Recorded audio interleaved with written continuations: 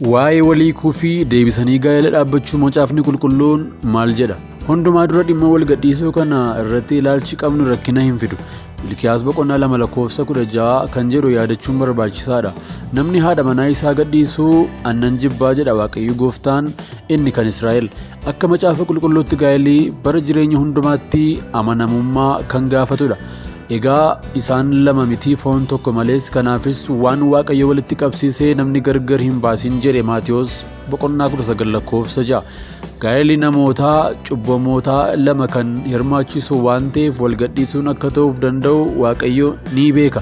Kakuu moofaa keessatti mirga kana dhowwuudhaaf seerata tokko dhaabeera. Keessattuu dubartoota seera keessa deebii boqonnaa 24:1-4tti Yesuus seeronni kun kan kennamanii turan gara jabeenya namaa sababa taasifachuudhaan akka ta'e Yesuus eereera. Jarri fedhii Waaqayyoo waan ta'aniidhaaf miti.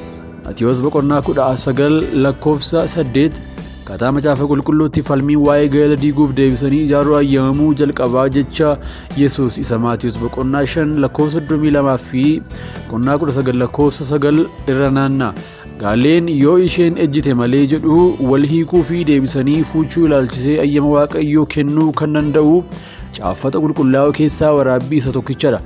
Namoonni kana hiikan baay'een isaanii gaalee addaa kana kan inni ilaallatu yeroo wal kaadhimmatanitti wal fuudhuudhaaf amanamummaa dhabuu akka ta'etti wal hubatu.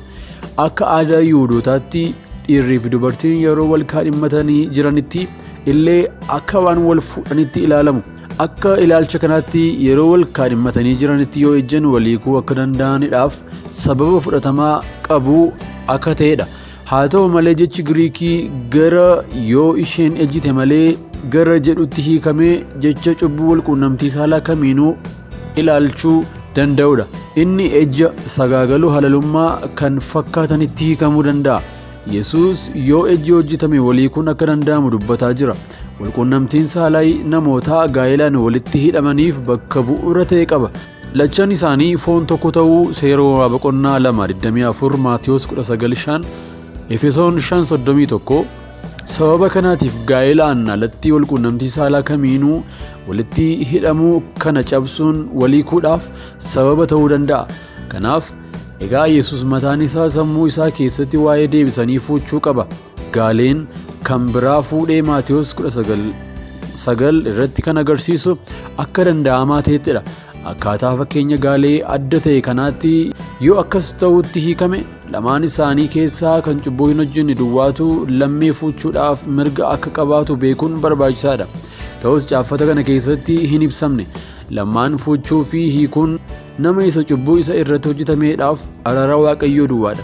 Garuu isa cubbuu ejjaa hojjeteef miti. Inni yakka hojjetes lammii fuuchuudhaaf fakkeenya jiraachuu danda'a. Garuu caaffata kana keessatti hin caqasafne.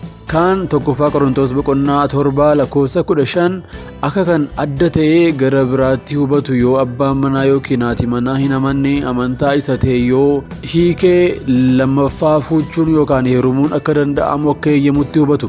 Haa ta'u malee qabiyyeen kun lammaffaa fuuchuu yookaan heerumuu hin caqasu. Garuu qaamni hin amanne yoo gaa'ela sana hiikee qaamni amanataa ta'e immoo isa sanatti akka qabamee namni dubbata.